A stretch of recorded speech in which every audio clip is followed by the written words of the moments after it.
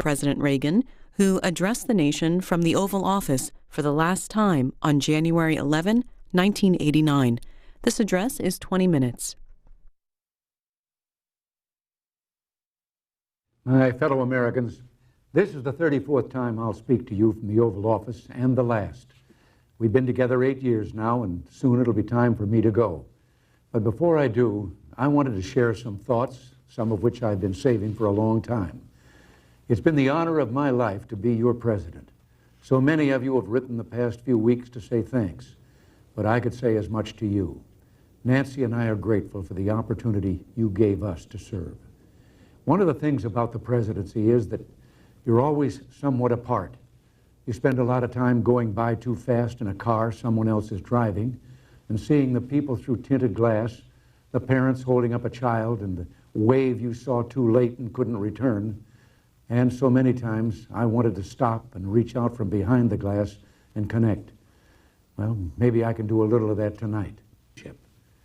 Something that happened to me a few years ago reflects some of this. It was back in 1981, and I was attending my first big economic summit, which was held that year in Canada. The meeting place rotates among the member countries. The opening meeting was a formal dinner for the heads of government of the 7 industrialized nations.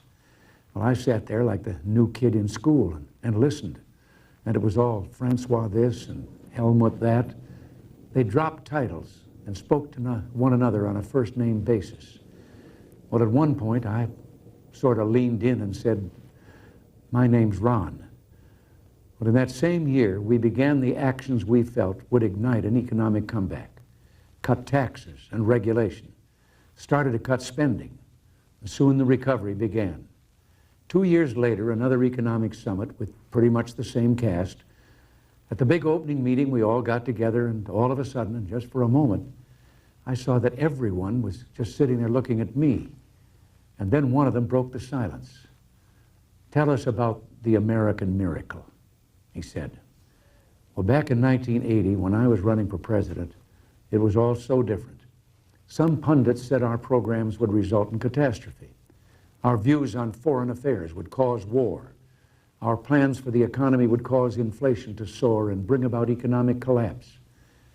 I even remember one highly respected economist saying back in 1982 that the engines of economic growth have shut down here, and they're likely to stay that way for years to come. Well, he and the other opinion leaders were wrong. The fact is, what they called radical was really right. What they called dangerous was just desperately needed. And in all of that time, I won a nickname, the Great Communicator. But I never thought it was my style or the words I used that made a difference. It was the content. I wasn't a great communicator, but I communicated great things. And they didn't spring full bloom from my brow. They came from the heart of a great nation, from our experience, our wisdom, and our belief in the principles that have guided us for 2 centuries. They called it the Reagan Revolution. Well, I'll accept that. But for me, it always seemed more like the great rediscovery, a rediscovery of our values and our common sense. Common sense told us that when you put a big tax on something, the people will produce less of it. So we cut the people's tax rates, and the people produced more than ever before. The economy bloomed like a plant that had been cut back and could now grow quicker and stronger. Our economic program brought about the longest peacetime expansion in our history. Real family income up, the poverty rate down, entrepreneurship booming, and an explosion in research and new technology. We're exporting more now than ever because American industry became more competitive. And at the same time, we summoned the national will to knock down protectionist walls abroad instead of erecting them at home. Common sense also told us that to preserve the peace, we'd have to become strong again after years of weakness and confusion. So we rebuilt our defenses. And this new year, we toasted the new peacefulness around the globe. Not only have the superpowers actually begun to reduce their stockpiles of nuclear weapons, and hope for even more progress is bright, but the regional conflicts that rack the globe are also beginning to cease. The Persian Gulf is no longer a war zone. The Soviets are leaving Afghanistan. The Vietnamese are preparing to pull out of Cambodia.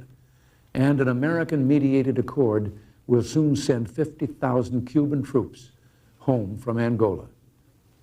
The lesson of all this was, of course, that because we're a great nation, our challenges seem complex. It will always be this way. But as long as we remember our first principles and believe in ourselves, the future will always be ours. And something else we learned. Once you begin a great movement, there's no telling where it'll end. We meant to change a nation, and instead, we changed a world. Countries across the globe are turning to free markets and free speech, and turning away from the ideologies of the past. For them, the great rediscovery of the 1980s has been that, lo and behold, the moral way of government is the practical way of government. Democracy, the profoundly good, is also the profoundly productive. When you've got to the point where you can celebrate the anniversaries of your 39th birthday, you can sit back sometimes, review your life, and see it flowing before you. For me, there was a fork in the river, and it was right in the middle of my life. I never meant to go into politics. It wasn't my intention when I was young. But I was raised to believe you had to pay your way for the blessings bestowed on you. I was happy with my career in the entertainment world, but I ultimately went into politics because I wanted to protect something precious. Ours was the first revolution in the history of mankind that truly reversed the course of government, and with three little words: we the people.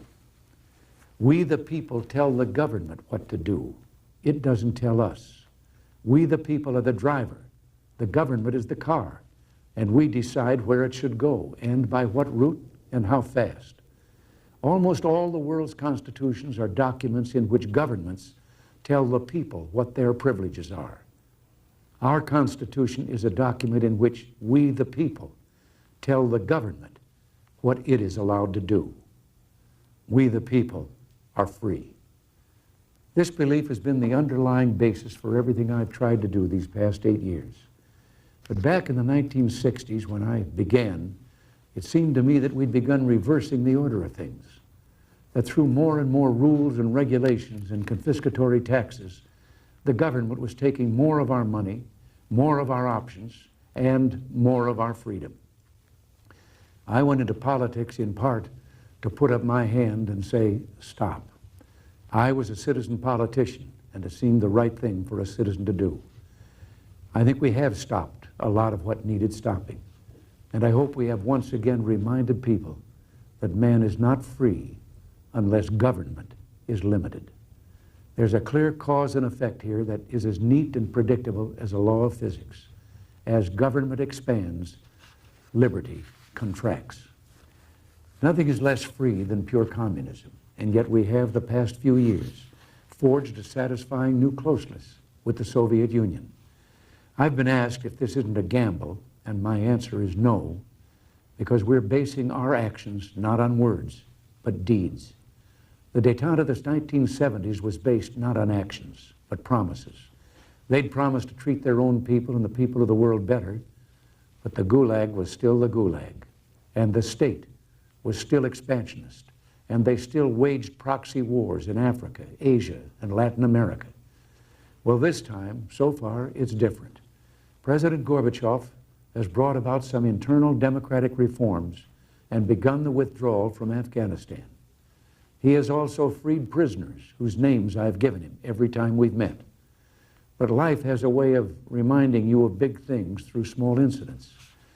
Once during the heady days of the Moscow summit, Nancy and I decided to break off from the entourage one afternoon to visit the shops on Arbat Street.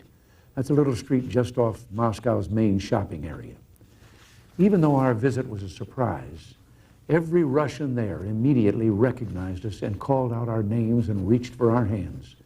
We were just about swept away by the warmth. You could almost feel the possibilities in all that joy. But within seconds, a KGB detail pushed their way toward us and began pushing and shoving the people in the crowd.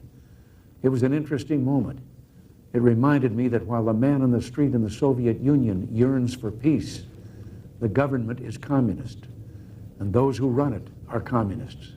And that means we and they view such issues as freedom and human rights very differently. We must keep up our guard, but we must also continue to work together to lessen and eliminate tension and mistrust. My view is that President Gorbachev is different from previous Soviet leaders. I think he knows some of the things wrong with his society and is trying to fix them. We wish him well, and we'll continue to work to make sure that the Soviet Union that eventually emerges from this process is a less threatening one. What it all boils down to is this: I want the new closeness to continue, and it will, as long as we make it clear that we will continue to act in a certain way as long as they continue to act in a helpful manner. If and when they don't, at first pull your punches. If they persist, pull the plug. It's still trust, but verify. It's still play, but cut the cards. It's still watch closely, and don't be afraid to see what you see. I've been asked if I have any regrets. Well, I do. The deficit is one. I've been talking a great deal about that lately, but tonight isn't for arguments, and I'm going to hold my tongue. But in observation, I've had my share of victories in the Congress, but what few people noticed is that I never won anything you didn't win for me. They never saw my troops. They never saw Reagan's regiments, the American people. You won every battle with every call you made and letter you wrote demanding action. Well, action is still needed. If we're to finish the job, Reagan's regiments will have to become the Bush brigades. Soon he'll be the chief, and he'll need you every bit as much as I did. Finally, there is a great tradition of warnings in presidential farewells, and I've got one that's been on my mind for some time. But oddly enough, it starts with one of the things I'm proudest of in the past 8 years, the resurgence of national pride that I called the new patriotism. This national feeling is good, but it won't count for much, and it won't last unless it's grounded in thoughtfulness and knowledge. An informed patriotism is what we want. And are we doing a good enough job teaching our children what America is and what she represents in the long history of the world? Those of us who are over 35 or so years of age grew up in a different America. We were taught very directly what it means to be an American. And we absorbed almost in the air a love of country and an appreciation of its institutions. If you didn't get these things from your family, you got them from the neighborhood, from the father down the street who fought in Korea, or the family who lost someone at Anzio. Or you could get a sense of patriotism from school. And if all else failed, you could get a sense of patriotism from the popular culture. The movies celebrated democratic values and implicitly reinforced the idea that America was special. TV was like that too, through the mid-60s. But now we're about to enter the 90s, and some things have changed. Younger parents aren't sure that an unambivalent appreciation of America is the right thing to teach modern children. And as for those who create the popular culture, well-grounded patriotism is no longer the style. Our spirit is back, but we haven't re-institutionalized it. We've got to do a better job of getting across that America is freedom. Freedom of speech, freedom of religion, freedom of enterprise, and freedom is special and rare. It's fragile. It needs production. So we've got to teach history based not on what's in fashion, but what's important. Why the Pilgrims came here, who Jimmy Doolittle was, and what those 30 seconds over Tokyo meant. You know, 4 years ago, on the 40th anniversary of D-Day, I read a letter from a young woman writing to her late father, who had fought on Omaha Beach. Her name was Lisa Zanata Hen, and she said, "We will always remember. We will never forget what the boys of Normandy did." Well, let's help her keep her word. If we forget what we did, we won't know who we are. I'm warning of an eradication of the American memory that could result ultimately in an erosion of the American spirit. Let's start with some basics. More attention to American history and a greater emphasis on civic ritual. And let me offer lesson number one about America. All great change in America begins at the dinner table.